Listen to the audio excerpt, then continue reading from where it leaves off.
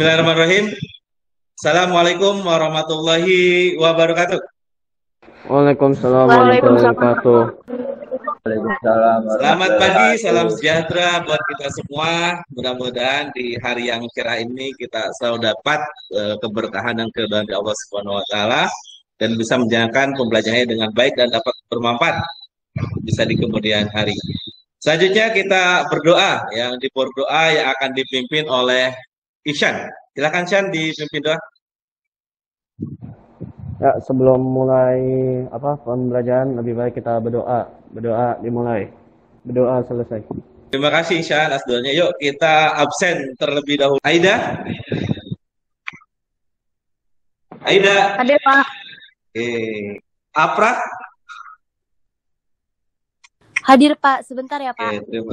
Terima kasih ya Pak. Kita pembelajaran, ayo kita nyanyikan lagu syukur, ya, bentuk rasa syukur kita kehadirat Allah Subhanahu wa taala. Yuk lebih dari sampai lagi ya, sambil menunduk, renungkan untuk lirik lagunya. Dan kita berasa bersyukur bahwa kita telah dilahirkan dan cintai bangsa Indonesia. Dari yakin ku teguh. Cek sound dulu ya, terlebih dahulu ya semuanya. Raplesio, sudah bisa connect, suaranya aman? Aman Pak, terkendali. Terima kasih. Ya, kita pembelajaran untuk hari ini berkaitan dengan perbedaan tingkat harga antar daerah. Ini lanjutan dari materi yang kemarin, yaitu berkaitan dengan faktor antar pulau. Kita membahas tentang faktor produksi. Masih ada yang ingat kemarin tentang faktor produksi alam? Apa aja faktor produksi alam?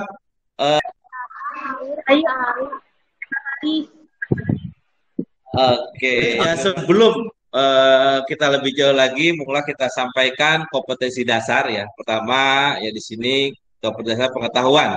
3.3 pertama analisis keunggulan dan keterbatasan uang dalam permintaan dan penawaran.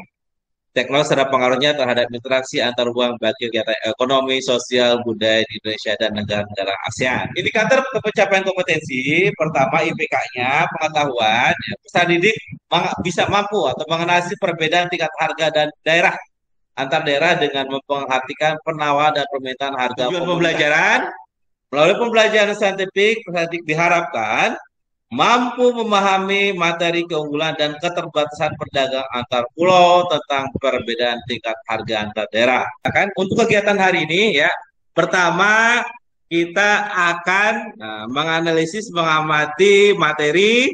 Nah, selanjutnya kita akan berdiskusi ya, berdiskusi sesama anggota kelompok dan selanjutnya setiap kelompok mempresentasikan. Di akhir sesi nanti kita akan adanya evaluasi ya, evaluasi menggunakan aplikasi Quizizz. Sudah kelihatan? Sudah Pak.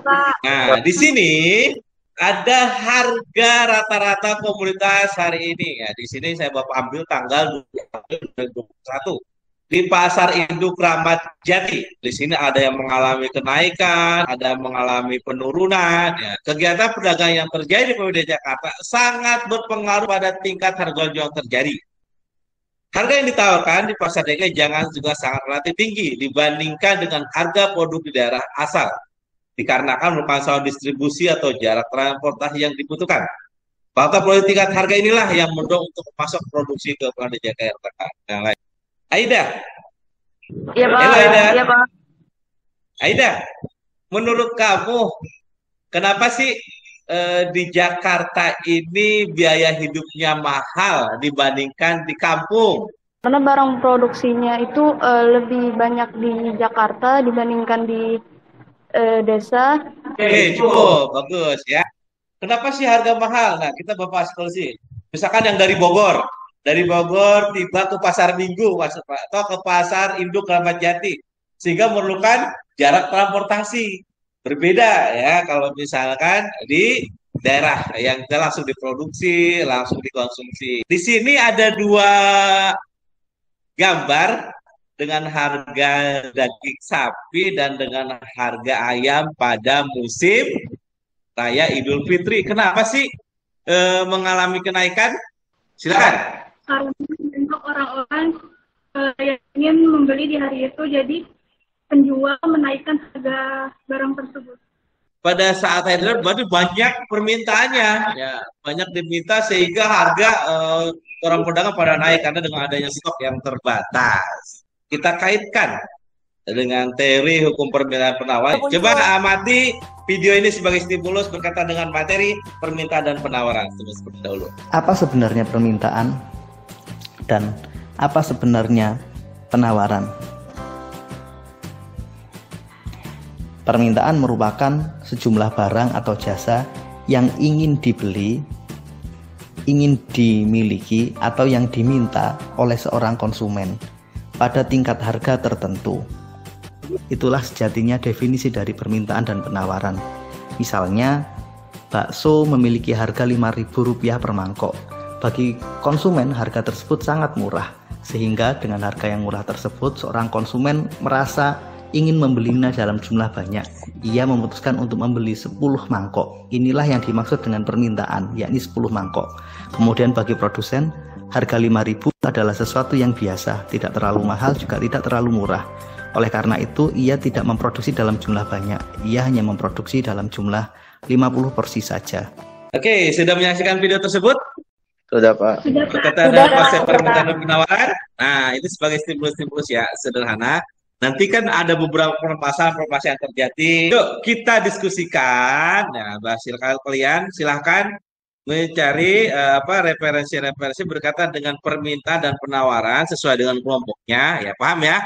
Laki-laki berkaitan dengan permintaan dan perempuan berkaitan dengan penawaran. Jangan sampai pada saat diskusi di sini yang satu orang lebih dominan, tapi ini kita harus berkolaborasi, ya.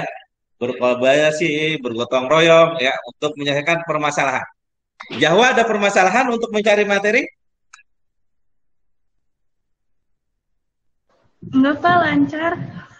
Oke, bisa ya. Saskia? Alhamdulillah lancar, Pak. Silakan untuk kelompok 1 mempresentasikan hasil diskusinya dan kelompok perempuan penawaran silakan diamati. Ya, dianalisis. Apabila ada kekurangan atau kesalahan, silakan disampaikan pertanyaan-pertanyaannya sehingga nanti kelompok 1 permintaan bisa menjawab dan menjelaskan. Hukum permintaan merupakan suatu pernyataan yang menyatakan bahwa makin rendah harga suatu barang, maka semakin banyak permintaan dan akan barang tersebut. 1. Teori permintaan dan kurva permintaan. Pada prinsipnya, teori permintaan menjelaskan mengenai ciri hubungan antara jumlah permintaan dan harga. Hubungan antara permintaan dan harga tersebut kita gambarkan dalam sebuah grafik disebut dengan kurva. Kita lanjut ke tanda jawab. Nah, yang dari pertanyaan dari paparan dari permintaan. Untuk tim dari penawaran perempuan, ada ditanyakan nggak berkaitan dengan di presentasi dari kelompok laki-laki atau kelompok permintaan? Silakan. Faktor-faktor apa saja yang mempengaruhi penawaran? Permintaan ya. Baiklah, saya akan menjawab. Jadi dari hasil presentasi saya, bahwa faktor-faktor permintaan terdapat 7. Yaitu yang pertama, harga barang itu sendiri. Yang kedua, harga barang lain yang terkait erat dengan barang tersebut. Baik Pak, itu jawabannya. Oke, terima kasih Rayal. Silakan untuk dipresentasikan tim perempuan. Baik Pak, saya akan memulai pertama. Jadi untuk penawaran ini, maaf ya Pak kalau saya gak bisa screen sharing, soalnya gak bisa Pak, error. Oke, terima kasih Nggak Bapak, silakan.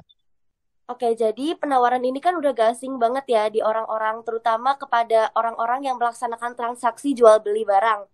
Nah, penawaran ini pengertiannya apa sih? Penawaran adalah keseluruhan jumlah barang yang bersedia ditawarkan pada berbagai tingkat harga tertentu dan waktu tertentu. Apa hukum penawaran?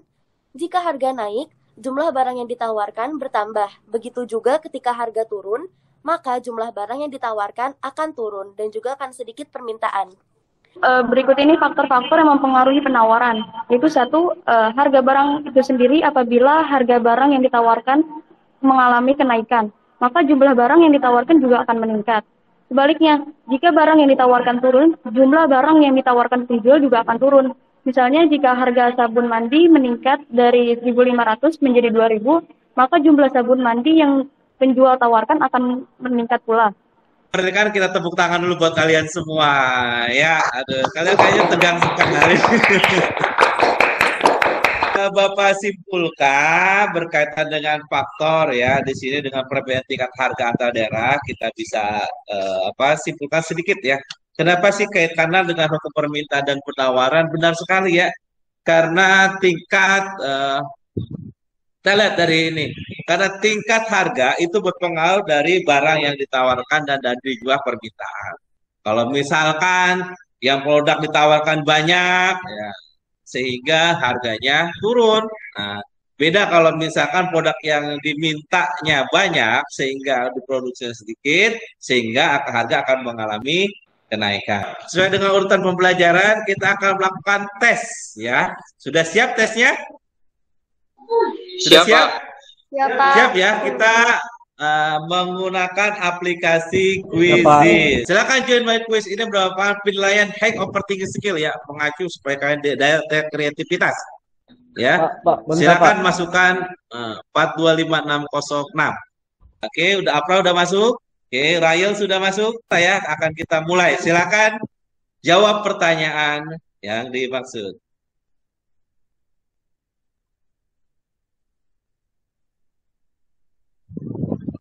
Silakan untuk mengerjakan. Ishan, ada kesulitan untuk bisa akses? Bentar Pak, saya lagi ada jaringan Pak. Zahwa sudah selesai, Anggun sudah selesai, Aida sudah selesai. Waktunya 1 menit lagi. Waktunya sudah finish ya. Sio dan Otnel yang dan teman-teman yang lainnya, terima kasih sudah mengerjakan semua rapesnya lagi ini. Waktunya sudah habis. Nanti berdasarkan dengan nilainya, nanti akan kita kumulasikan. Aplasio, semua nanti kita akan analisa ya. Nanti nilai seluruhnya setelah dikumulasi akan disampaikan pada saat pertemuan berikutnya. Bagaimana soalnya? Sulit atau gampang? Lumayan, Pak. Lumayan, Pak. Lumayan. Kita refleksikan sejenak. Bagaimana kalau misalkan kebutuhan masa yang akan datang, ya, harga-harga semakin naik, namun penghasilan orang tua akan masih tetap sederhana, sehingga itu akan mempengaruhi tingkat pendapatan sehingga tingkat belanja atau tingkat permintaan dari masyarakat seperti daya jual dan sebagainya. Apalagi dalam masa pandemi yang sangat memprihatinkan sekali, banyak orang tua kita yang mengalami pengangguran atau PHK dan sebagainya, sehingga untuk memenuhi kebutuhannya agak kesulitan. Ayo kita coba refleksikan untuk ke depan bagaimana untuk mengatasi permasalahan dengan berkarya ya. Coba kalau misalnya kalian tingkat pendidikannya tinggi, sekolah yang tinggi sehingga akan memperbaiki kehidupan di masa yang akan datang, mengangkat derajat orang tua kalian khususnya seperti itu. Disampaikan? Cukup?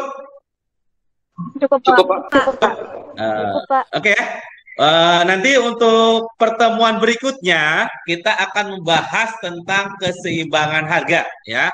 Semoga kita selalu sehat ya, salam buat orang tua kalian, dan harapannya tetap jaga protokol kesehatan. Jangan sampai lengah, tetap menjaga jarak, memakai masker dan selalu mencuci tangan.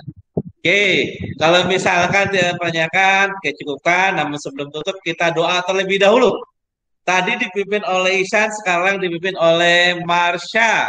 Silakan Mas untuk ditutup dengan doa. Sebelum mengakhiri pembelajaran hari ini, mari kita tutup dengan doa menurut agama dan kepercayaan masing-masing. Berdoa dimulai. Selesai.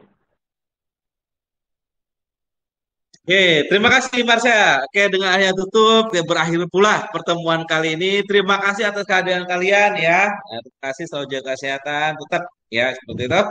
Oke, terima kasih. Saya mohon maaf kalau misalnya Bapak ada kata kasar dan kurang berkenan. Tetap selalu mencari informasi yang lebih jauh lagi. Terima kasih kembali. Wassalamualaikum warahmatullahi wabarakatuh. Waalaikumsalam warahmatullahi wabarakatuh. Terima kasih, Pak. Terima kasih, Pak. Pak.